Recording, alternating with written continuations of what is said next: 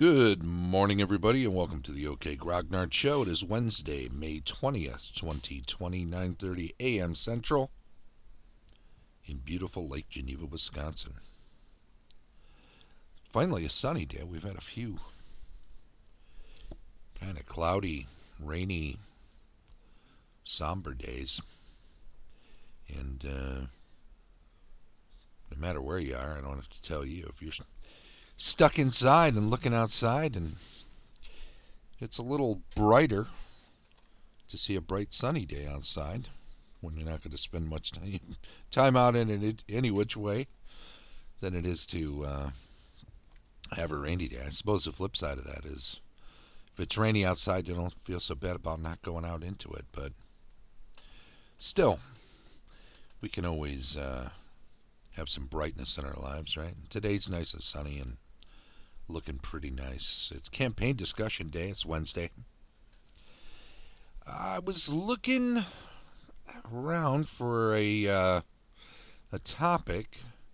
I didn't want to talk too much about what I'm running this weekend, so I wanted to kind of go out into the fields a little bit, find something unusual, and I was looking through some pictures from the campaign I'd been running for the last year, and I noticed that we often tried to get a picture of, or I often tried to get a picture of the group, and then I'd do that usual thing I do where I get a selfie of myself with the group behind me.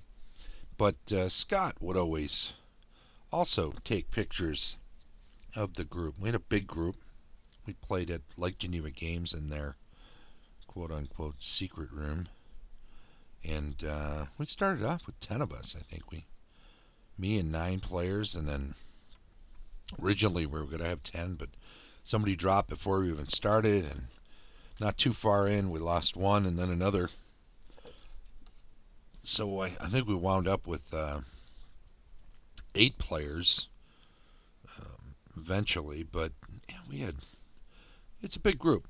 And his first edition AD&D in my own Grimwald setting, and that makes it easy as far as having a huge number of players to be able to run what you want. First edition doesn't require a lot of consciousness in regard to balance, so you can things are always up in the air. There's situational balance in first edition AD&D because it came up a lot. Poison, right? Poison saves. Save or die kind of situations can come up, and until you're higher level, this is the kind of thing that's going to cause some attrition in the player characters. You're losing a few along the way, especially at low level. With low level, you can get knocked out if a boulder falls on you and nobody happens to have a healing spell. There's a lot of ways to die at low level and even at mid level. And then even later at higher levels, if the thief fumble around with a lock and gets jabbed with a poison needle, or if there are giant spiders and they're biting and biting and biting, and you're just not having any luck knocking them off and limiting the number of bites you're taking, or killing them all swiftly, or doing whatever you have to do to get away from them. Now, sooner or later, somebody's missing a saving throw, and if you don't have a neutralized poison or access to slow poison and somewhere close you can go where you can get a neutralized poison, you're losing player characters, and then it's raise dead time, resurrection time, whatever. Yeah, I'm off on a thread here, and what's the point? It's about balance issues, right? So in first edition AD&D, balance hadn't really entered into it. you can only do so much to mitigate the chance of people dying because of uh, the eccentricities of the dice and the the larger group. If everybody's in tune with that and everybody enjoys that sort of thing, it's a lot of fun. If people die, they die. You bring somebody new character in. It's a tough break. I've always been a proponent of in groups that are second, third, beyond that, up into higher levels even. You bring in a new character with whatever experience the player character that's still alive. You look at all the player characters still alive, whoever has the lowest amount of experience, that's the same experience that the new characters come in with. Now, how you apply that is one thing. If your wizard has 8,000 experience, he's one level, and if you apply your 8,000 to decide you're rolling up a thief, then you're going to be a higher level coming in than that wizard is, that magic user rather. In any event, whether it's first edition or 0th edition, whether it's original D&D, first edition, second edition, any of the basics, if it's third, 3.5, even Pathfinder, if it's 4th edition, 5th edition, one thing, no matter what you're playing, D&D wise, or even outside of D&D as a system to other systems, is something they term in business inside-out thinking or outside-in thinking.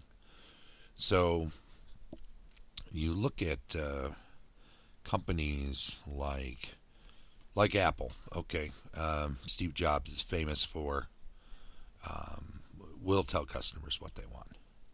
We'll decide what we're making. We'll just make it. We'll make it as good as anybody can make anything that we're making, and we will hold it up like in The Lion King, and there'll be music and a crescendo, and everyone will be excited, and then they'll just buy the shit out of it. And good for them. And that's that inside-out thing. We'll do what we do the best way that anybody can do what we do, and customers will come to us.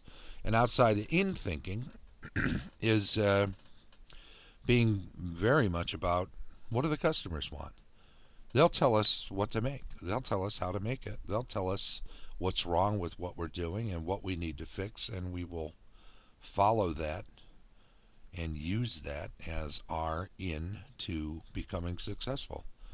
The more we cater to what the customers want, the more customers we will get, the more feedback we'll get, the more we can fine-tune toward what customers really do want, and by virtue of the fact that we're doing all of that, we will find customers and they will buy from us because they know that we will give them what they want, and we will give them it the way they want it. So, inside out, outside in. How do you run a campaign using one of those two philosophies? Well, I think when it comes to organized play, you're doing both, but ultimately it's an outside-in thing, right?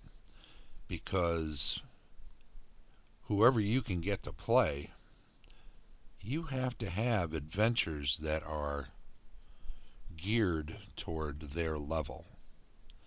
So ultimately, maybe you can have a big old pile of adventures that are all third level, second tier, whatever adventures, and maybe you can choose from any of them. But if you know you've got a group of third level characters, players with third level characters, and you've got to cater to that level of play, and then you also know that in this group, so-and-so's not showing up this week, so they don't have a cleric, and no one else can bring one. They have what they have. And so it would be detrimental to the evening to run an adventure that has a lot of undead and requires the use of a cleric or the availability of a cleric. Then there you are. You're kind of in a position where you are doing that outside in thing. We're looking at what the players can handle. They dictate, whether they're openly doing so or not. They are deciding what the adventure is going to be and what level it's going to be and what sort of parameters are going to be important in the adventure that's being chosen. Maybe you still have some choice as a DM. Maybe it's a matter of what you have available and have ready to go. Newer DMs often will have a number of adventures that they've run before. You'll often hear even old school DMs say, "Oh, I've run this one 100 times. That's my go-to. When I get a new group, this is always the adventure I run first. I know this inside out. Nobody knows In Search of the Unknown like I do. Nobody knows the Caves of Chaos. Um, Nobody knows the Village of Hamlet as well as I do. In fact, there are certain things that I've added in and details that I've added in case they want to take a left turn at this particular point. Then, that's happened to me before. And what I usually do then is I've got this character, this NPC, to guide them back, or I have this side trek that I've run a number of times, so I've built this into that adventure, but it's still the same. So it's it becomes this inside out thing. I'm such a good runner of this particular adventure that I like so much that no matter who, new players or players that have played before that are new to the table, or players that want to jump into this system at a convention because it's a system they know, will enjoy me running this. So I'm giving you my iPhone adventure because you'll like iPhones the way I give you iPhones. That's just what I know. That's that inside out thing when it comes to old school stuff, right? So what are the downsides of one or the other? Well, of course, when it comes to that inside out thing, you're not the only one who might know that adventure inside out, right? That know that adventure like the back of your hand. There are other people that have played that before, and if that's what you're running at let's say it's not an old school convention. Let's say you're running it at a smaller convention that has very limited in old school interest. Most of the people are there for Adventures League or Pathfinder Society, um, or there's a lot of newer players who only know newer systems going there. So maybe there's only half a dozen people that are going to be there anyway that are interested in playing older systems, and maybe they'll sit there and just bite their tongue and just kind of let everybody else enjoy it because they've actually they've come here to play, but they usually DM and they're like you. They have that adventure as their go-to adventure when they DM in your situation. So this is one of the downsides when you know something so well and you go to it. as often as you do, because it's such a great, perfect introductory adventure for that system, it is quite possible that, you know, the reason you think that way is because it's very much true, and because a lot of people besides you also think that way. So you have to be careful about how well known stuff is. Now, one of the ways around that, of course, is to file off the serial numbers. Um, if you're doing theater of the mind, it may not get recognized if you file off the serial numbers that you're using something that people would recognize if they were mapping, or if you were holding up images from an old school module and saying, well, this is what the castle looks like from the outside when you're approaching. Oh, well, yeah, okay. I know that picture. I've seen that picture. I've played in that module. So, you got me. I'm here, but I'll just keep my mouth shut. I don't want to spoil it for anyone else. But if you can describe things differently, if you're not a verbatim text box reader from those old school adventures, and you're even able to transpose an adventure from one setting to another, such that Frost Giant, do we go to this the Frost Giant's Rift? No. We're going to change it to Desert Giants. So we're just flipping the script. We're going to use a sort of a fire giant instead of frost, but we're not even going to call them that. We're going to call them sand giants, and instead of being they're still surrounded by heat and stuff, but the things they get involved with um, won't do sand. They'll do sand damage. They'll have like let's, instead of having hellhounds in the situation, we're going to have sand snakes. Okay, well, we're not talking about little sand snakes here. We're talking about full-blown, 20-foot, 1-foot thick snakes that have a breath weapon that's actually sandblasting you. There we go. Let's write that down. We'll use that later, right? So if you're somebody who can change things on the fly, let's say you figure out that this person is aware, or they've come and they've said, I've played in this before. You know what? I'll change a few things. It'll be interesting for you still. So you're allowing your inside out roots to help you be prepared, but at the same time allowing an outside in influence to uh, get you to adapt this inside out stance into something that becomes surprising, becomes different, becomes exciting for even the veteran who knows as much as you do about this particular.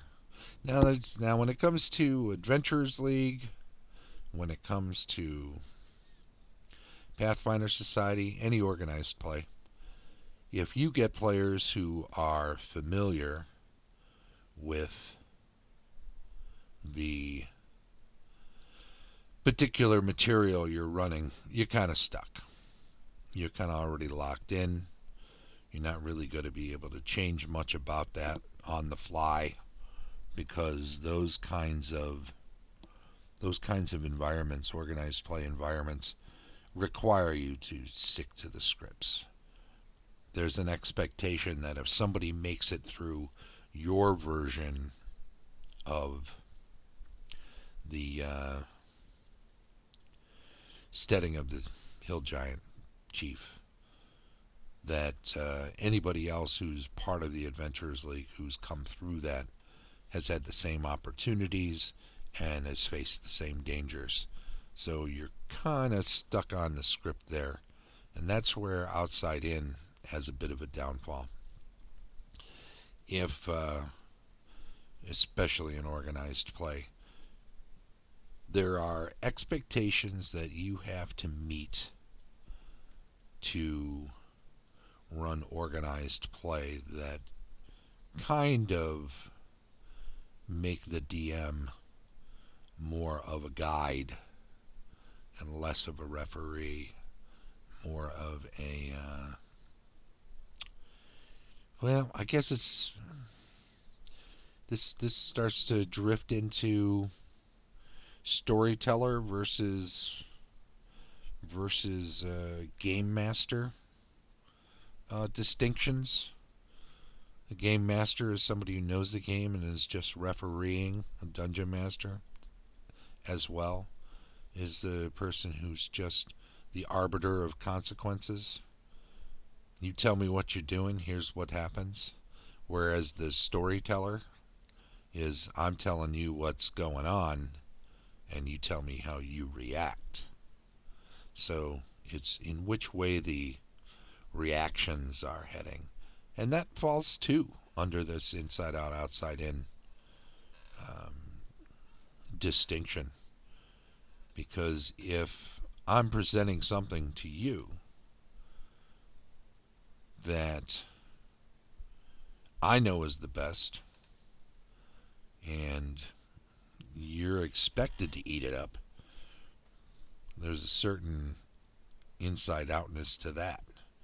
Um, how you play within it largely depends on environment. If you've got a wide open campaign, sandboxy type of campaign in a ongoing campaign with a group of players that meet weekly, monthly, more often, less often, and there's no clock on when they're supposed to be leveling up or what they're supposed to, and there's no dictates about where they're supposed to go or what they're supposed to do, then inside out becomes the curtains, right? This is, you decide what rooms you're entering, and I just tell you what they look like. That's my inside, is the presentation of consequences. Whereas the outside in that situation, or in other situations, like if we're running a weekly league at a store, and it's a small store, and it's the same players that are coming week after week after week, there's some expectation that we're all leveling up together, where we know that we're going to get through this adventure path or this series of adventures that take us from this level to this level.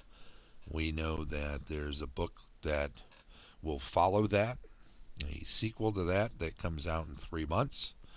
And when that drops, the person who's DMing will have like a week to get it prepared, and everybody who was playing up to that point will be ready to jump right into it.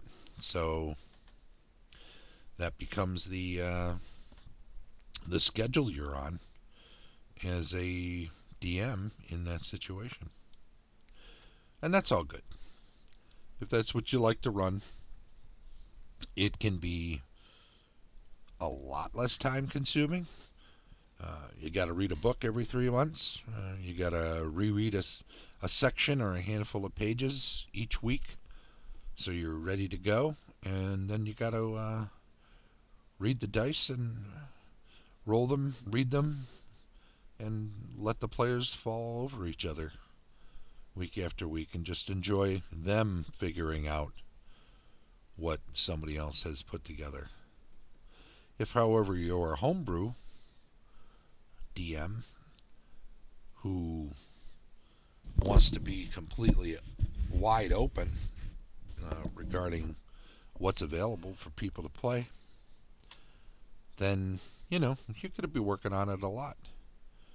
you're going to be reacting to what they're doing so that you have plenty of stuff prepared that creates the options open for them. But you don't necessarily want to know in advance what they're deciding. You just got to riff off of whatever they decide to do in the moment. And if they take a left turn, if at the end of one session they have led you to believe that they are planning on doing one thing, and then you get to the next week and everybody gets together and somebody says, oh, hey, whatever happened back at that other place? We should go back there and go get that thing because I think there was a thing there that we could use for this thing. And then suddenly they're back off at some place that maybe you didn't develop further because they had left, or uh, is sitting at home because you thought, hey, well, they're going here. They told me they're going here. I'm ready for here. So the danger in sandboxing is always the left turn, right? Either way, outside in, inside out, prep is key. The more you know, the more you're ready. The more you prepare, the more you're ready to improvise. That's always the saying. Well, we're just about out of time. I want to thank everybody for being here. I sent off yesterday, I shipped off the 6 sets of dice. Each of those has an additional 20-sider in it. Also, while I was down there getting them all blessed, I liberally sprinkled some Lake Geneva Games 6-siders that I had purchased uh, for giveaway purposes for later onto the blessing stone so they'd be ready to go. And this wasn't yesterday that I had them blessed. I went and got some other things blessed yesterday. But this was the week before. Sunny day.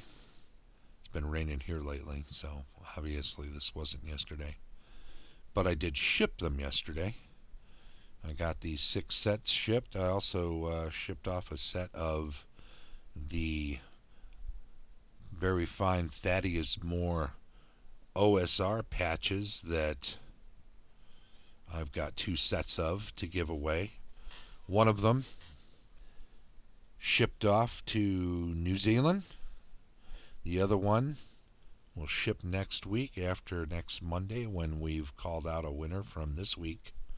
So if you're lurking during this stream, be sure to follow the channel, but also chime in the chat room, because that's how you are automatically entered into the drawing, the weekly drawing, and one of these sets of patches could be yours next Monday if we have you added into the list this week. I also want to remind people that the Con of Champions is going on this Saturday, Sunday, and Monday. If you haven't registered and signed up for some events, please do. It's a good cause. Tabletop Events is running Con of Champions as a sort of a self-help. They're not a charity. They're a business, but boy, are they losing a lot of business this year. They are the backbone of many conventions, particularly many small conventions, but even conventions the size of a GaryCon or a GameholeCon or a Gaming Hoopla. They sell the badges for you, taking a percentage. They organize all of your events and deal with event submission and event registration and all of that for you. Without them, small conventions are often very disorganized, and well, it's not impossible that someone else could pick up the slack if they went away. They do such a great job, so let's support them. They know that to keep alive this year, they need about $56,000 by the end of the year. I think they're somewhere in the 40s now. So this convention has helped them out a great deal. This is one they're running for themselves as a virtual convention. And I think they will be making some money running virtual versions of conventions that are being canceled between now and then. So there is some other income that will come their way before the end of the year. But healthy tabletop events will mean a healthy convention world when we get to the other side of this health crisis. So let's help keep them, keep us alive. The rest of the week for the OK Grognard show includes tomorrow crafting and painting. We'll be looking at the catapults I've been working on and discuss some of what we'll be doing as we get into June. Friday, building virtual tabletop adventures. Well, it's about adventure building, but it's also about doing so with being mindful that you're going to be running some of these on virtual tabletops, at least for the not too distant or the foreseeable future, as it were. Saturdays, we do cartoon reviews. We've got the 9th episode of the Dungeons and Dragons animated series on tap for this Saturday. And when that's done, we'll set aside the D&D animated series for a little while as we look into the Season 1 of Conan the Adventurer, that animated classic. We keep the sound down on these. We look at them visually. We look at them with a DM's eye for things that we can port over to our games. Sunday's Rule Retrospective. We're working through DM Prada's initiative and combat charts. It's a document he put together detailing first edition AD&D initiative and combat. It's a very detailed, by the book, rules as written look. Does include some AD&D Beyond First. It does include some AD&D Beyond First Edition Core. And we'll discuss some of that as we get into the second half. We've had 2 parts so far. We've gone through a lot of it. We'll recap quickly when we start up on Sunday and do another chunk of it. Monday, of course, the weekly news and giveaway announcement, and Tuesday back to cartography and world building, and then full circle, more campaign discussion next Wednesday. If you're in the chat stream, as I say, if you're following, make sure you're a follower, make sure you chime in. That puts you automatically into the drawing for each week. If you're checking this out on YouTube, please do subscribe to the channel and give us a thumbs up or a thumbs down. It's all good for us. It's good to get feedback. And do consider following the Twitch channel and jumping into the live stream discussion when it comes up. We're always welcome to get some questions while we're discussing things and take a moment or two to answer or expand on a notion that we're discussing. Thank you very much. You have a great Wednesday. Enjoy the rest of the day, the rest of the week if you're not back here. We'll miss you. Thanks. Bye-bye.